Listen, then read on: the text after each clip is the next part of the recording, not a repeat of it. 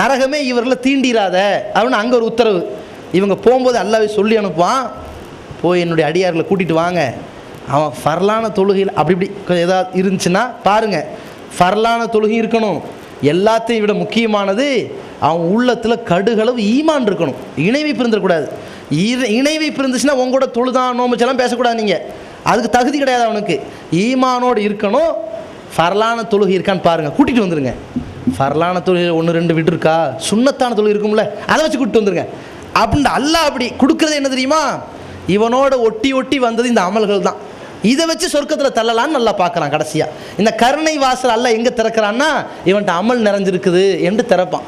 அந்த அடிப்படையில் நமக்கு இந்த உலகத்தில் எது பயனளிக்காமல் மறுமையில் வந்து தள்ளப்போகுதோ, எது மறுமையிலையும் மண்ணறையிலையும் பயன் தராமல் நிற்க போகுதோ, அந்த காசு பணத்தை விட, அந்த சொந்தங்களை விட இந்த நல்ல அமல்களுக்கு முக்கியத்துவம் கொடுத்து, நல்ல காரியங்களுக்கு பங்களிப்பு செய்து, அதற்காக ஆர்வம் செலுத்தி, அதற்காக வீரியம் காட்டி, இந்த வாழ்கிற காலத்தில் அதற்காக அர்ப்பணித்தவர்களாக நல்ல அமல்களோடே வாழ்ந்து மரணிக்கக்கூடிய பண்பை வல்ல ரஹ்மான் நம் அனைவருக்கும் தந்தருள்வானாக.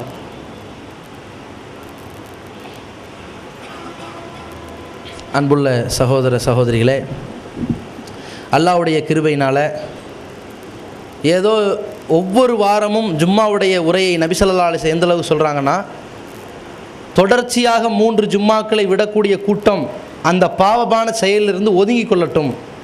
அந்த மாதிரி ஜும்மாவுடைய உரையை புறக்கணிக்கிற அந்த கூட்டத்தில் அல்லாஹ் அவர்களுடைய உள்ளத்தில் சீல் வச்சு விடுவான். அவர்கள் மார்க்கத்தை அறியாதவர்களாகவே போய்விடுவார்கள், இறையச்சமற்றவர்களாக போயிடுவாங்கிற அளவில் ரசூலுல்லாஹி ஸல்லல்லாஹு அலைஹி வஸல்லம் எச்சரிக்கை பண்ணுறாங்க. அந்த அளவிற்கு ஜும்மாவுடைய உரைக்கு இஸ்லாம் வலியுறுத்தி சொல்லியிருக்கிறது. அப்படி வலியுறுத்தப்பட்ட இந்த ஜும்மா சொற்பொழிவுகள் தான் மனிதனுடைய உள்ளத்தை பண்படுத்தக்கூடியதாக இருக்கிறது. அப்படி பண்படுத்தப்படுகிற ஜும்மாவுடைய உரைகள் இன்றைக்கி பால்படுத்தப்படுகிற ஒரு நிலையில் இருப்பதை பார்க்கிறோம்.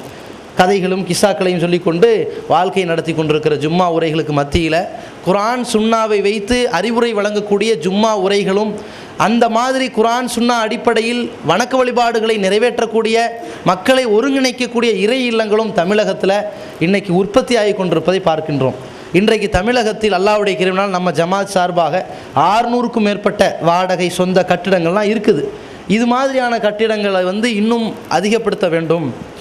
இது கொள்கை பிரச்சாரம் செய்யக்கூடிய இந்த கேந்திரத்தை அதிகப்படுத்தணுங்கிறதுக்காக கடந்த காலத்தில் இந்த 600 மர்க்கஸுக்காக நீங்கள் எந்தளவுக்கு ஒத்துழைப்பு செய்தீர்களோ, இன்றைக்கி அது 600 மர்க்கஸுகளாக உருவெடுத்து எத்தனையோ பல்லாயிரக்கணக்கான மக்களுடைய அந்த சொற்பொழிவுகளை கேட்டு பயன்பெறக்கூடிய பயனுக்காக, அவருடைய தொழுகையில் பெறக்கூடிய நன்மைகளின் ஒரு பங்கை நீங்கள் பெற்றுக்கொள்வதற்காக எந்த அளவிற்கு பங்களிப்பு செய்தீர்களோ, அதுபோல காலம் காலமும் இந்த பள்ளிவாசல் கட்டுகின்ற இந்த முயற்சிகள் ஒவ்வொரு இடத்திலும் நடந்து கொண்டிருக்கிறது. இன்றைக்கி சிதம்பரத்தில் ஒரு தளம் அமைந்து விட்டது. அதுபோல் இன்றைக்கி மன்னார்குடியில், காட்டு மன்னார்குடியிலையும் ஒரு இறை இல்லம் அமைக்க வேண்டுங்கிற ஒரு நோக்கத்தில் மிகுந்த பொருளாதார நெருக்கடியோடு உங்களிடத்தில் நன்கொடை எதிர்பார்த்து வந்திருக்கிறாங்க. இந்த நன்மையான ஒரு காரியத்திற்காக உங்களுடைய பொருளாதாரங்களை மன திருப்தியோடு பரிபூர்ணமாக அள்ளி வழங்குமாறு அல்லாஹ்விடத்தில் அதிகமான நற்கூலியை பெறுமாறும், நீங்கள் அதிகமாக அள்ளி வழங்கி இந்த உலகத்தில் நாம் செலவழிக்கிற இந்த அற்பமான பொருளாதாரமாக இருந்தாலும் அதற்கு மறுமையில் ஒரு நிரந்தரமாக ஒரு வீடை எதிர்பார்த்து வழங்கக்கூடிய ஒரு வகையில் உங்களுடைய பொருளாதாரத்தை வாரி வழங்குமாறு அன்போடு கேட்டுக்கொள்கிறோம். வல்ல ரஹ்மான் நாம் வாழ்ந்து மரணிக்கும் வரைக்கும் ஏகத்துவவாதிகளாக வாழ்ந்து இஸ்லாத்தின் தூய்மையான வடிவத்தில் மரணிக்கக்கூடிய ஒரு பாக்கியத்தை தந்தருள்வானாக. வாஹ்ருதவான் அல்ஹம்துலில்லாஹி ரப்பில் ஆலமீன். அஸ்ஸலாமு அலைக்கும் வரஹ்மத்துல்லாஹி வபரகாத்துஹு. வெளியே அல்ஹம்துலில்லாஹி ரப்பில் ஆலமீன் அர்ரஹ்மானிர் ரஹீம் மாலிகி யௌமித்தீன் இய்யாக நஅ்புது வ இய்யாக நஸ்தஈன் اهدنا الصراط المستقيم صراط الذين أنعمت عليهم غير المغضوب عليهم ولا الضالين.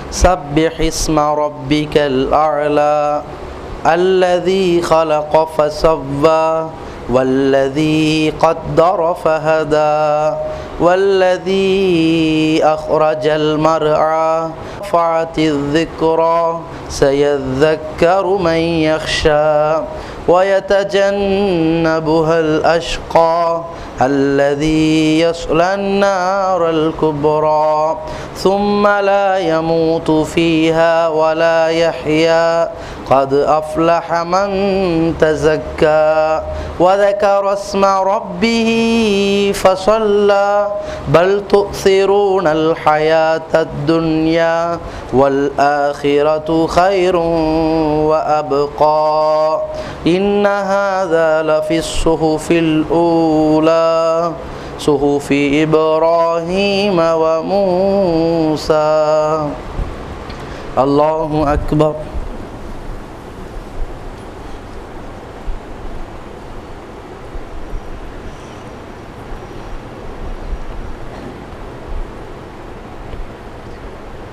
سمع الله لمن حمده. الله أكبر.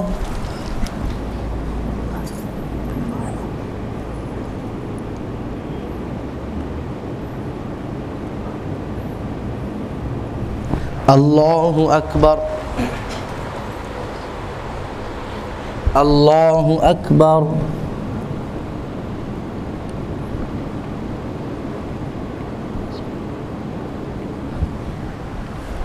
الله أكبر.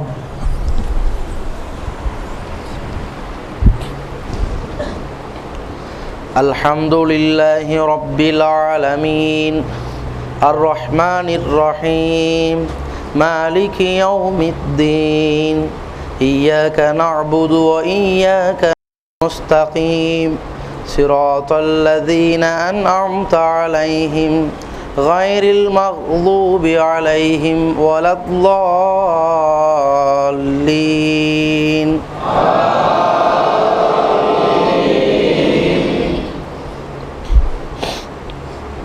هل أتاك حديث الغاشية وجوه يومئذ خاشعة عاملة ناصبة تصلى نارا حامية تسقى من عين آنية ليس لهم طعام إلا من ضريع لا يسمن ولا يغني من جوع وجوه يومئذ ناعمة لسعيها راضية في جنة عالية لا تسمع فيها لاغية فيها عين جارية فيها سرر مرفوعة وأكواب موضوعة ونمارك مصفوفة وزرابي مبثوثة أفلا ينظرون إلى الإبل كيف خلقت